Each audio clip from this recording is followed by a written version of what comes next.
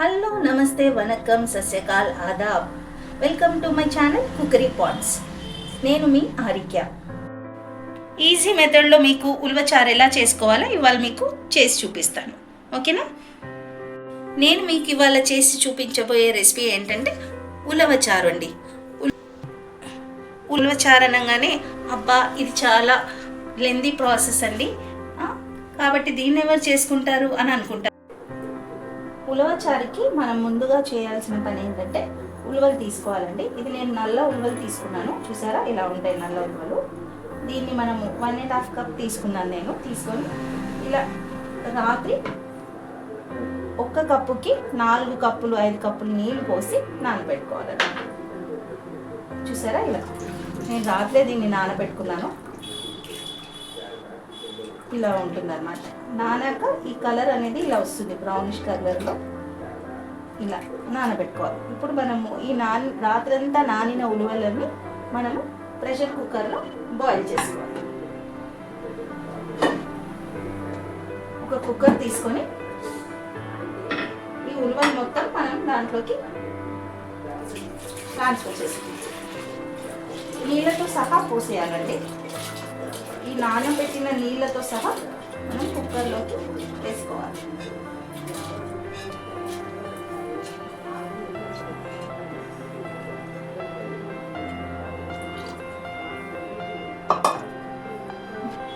చూసారా ఇలా వాటర్ ఎక్కువగానే ఉండాలండి.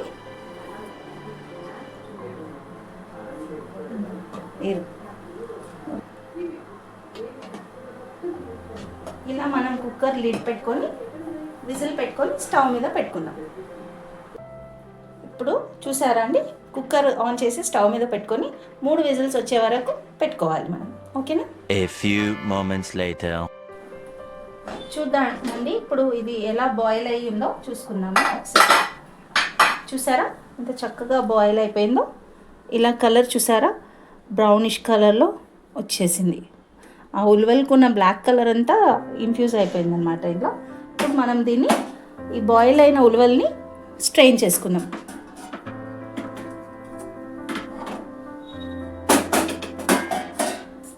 ఇలా ఒక స్టీల్ స్ట్రెయినర్ సహాయంతో మనం దీన్ని ఇలా స్ట్రెయిన్ చేసుకోవాలి.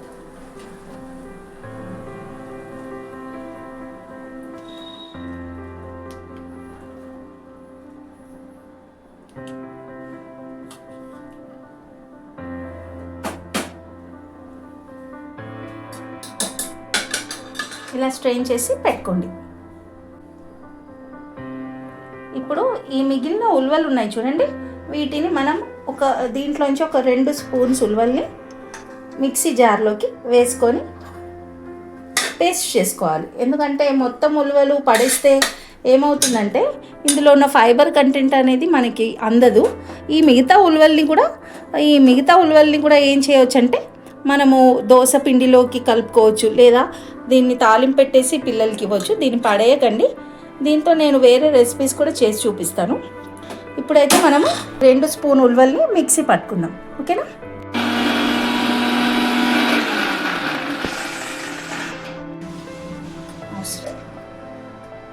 ఒక బౌల్లో తీసి పెట్టుకోండి.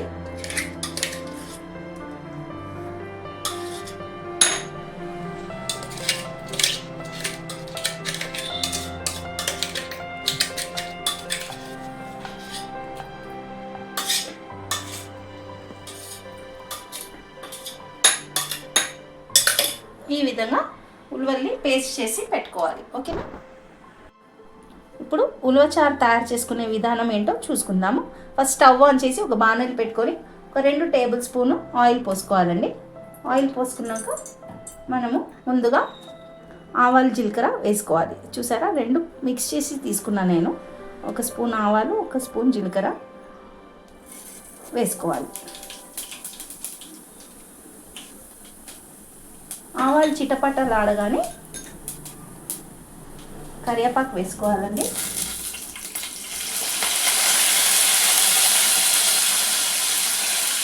ఒక 3 రెమ్మలు కరివేపాకు అనేది వేసుకోవాలి.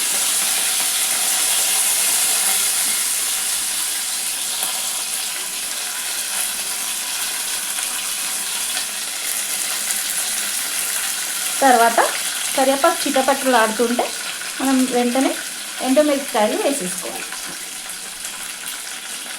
ఇలా తుంపి వేసేసుకోండి.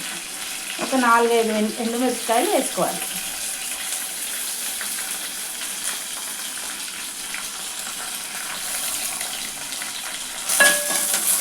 ఈ ఎండుమిరపకాయలు కరివేపాకు వేగాక మనము 4 ఎల్లిపాయలు ఇలా కచ్చపక్కగా దంచి వేసుకోవాలి.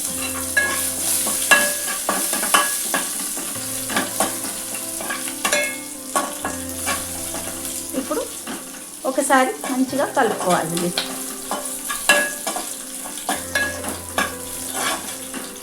ఇవన్నీ వేగిపోయాక మనము ఈ ఉలువల చారు ఉంది కదండి, చారు వడగట్టి పెట్టుకున్నాం కదా మనము, ఈ చారు అనేది దీంట్లో పోసేస్తాం.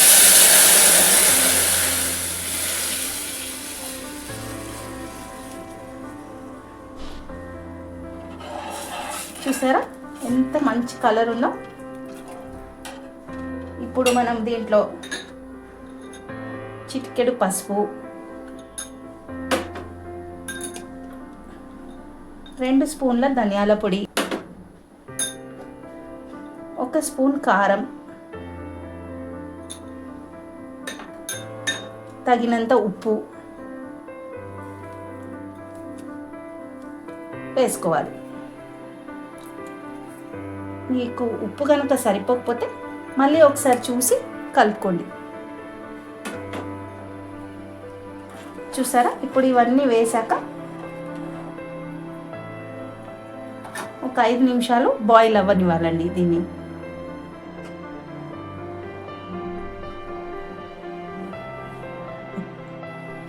ఇప్పుడు ఈ ఉలువలన్నింటిలోని ఉప్పు కారము అవన్నీ వేసుకున్నాం కదండి మనం.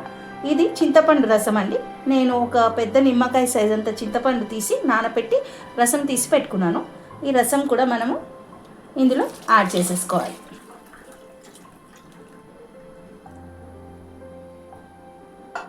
యాడ్ చేసుకొని ఇది మిరియాల పొడి, 1 స్పూన్ అంత మిరియాల పొడిని మనము ఇందులో వేసుకోవాలి. ఇప్పుడు దీన్ని ఒక 5 నిమిషాల పాటు చక్కగా మసలనివ్వాలండి. ఓకేనా, చూసారు కదండి, ఈ ఉల్వచారు అనేది చక్కగా బాయిల్ అయిపోయింది, మసిలింది. ఇప్పుడు క్వాంటిటీ కూడా కొంచెం తగ్గినట్టు అనిపిస్తుంది కదా, మనం మసిలి మనకు ఇలా అవ్వాలి. ఓకేనా, తర్వాత ఇందులో మనము ఇందాక మిక్సీలో వేసి పేస్ట్ చేసి పెట్టుకున్నాం కదండి, ఈ పేస్ట్ అనేది ఇందులోకి యాడ్ చేసుకోవాలి. ఈ పేస్ట్ యాడ్ చేయడం వల్ల ఏమవుతుందంటే కొంచెం ఈ చారు అనేది థిక్నెస్గా, అంటే థిక్ కన్సిస్టెన్సీలో వస్తుంది. అదే కాకుండా మనకి ఈ ఉలువల్లో ఉన్న ఫైబర్ అనేది మన బాడీకి రీచ్ అవుతుంది అనమాట. ఒట్టి మనం చారుతో చేస్తే కనుక ఒట్టి దాని ఫ్లేవర్ మాత్రమే దిగుతుంది కదా. అదే కనుక ఈ పేస్ట్ కూడా కొంచెం మనం యాడ్ చేసామనుకోండి, ఆ మంచి ఫైబర్ కంటెంట్ కూడా మన బాడీకి రీచ్ అవుతుంది. చూస్తారు కదా, ఇట్లా ఈ థిక్ కన్సిస్టెన్సీలో ఉండాలి చారు. మనకి ఇంకా ఎక్కువ థిక్గా కావాలంటే కొంచెం ఎక్కువ ఈ పేస్ట్ అనేది యాడ్ చేసుకోవాలి. చాలు మనకి కన్సిస్టెన్సీలో ఉన్నా కానీ సరిపోతుంది అనుకుంటే ఈ మాత్రం యాడ్ చేసుకుంటే సరిపోతుందండి.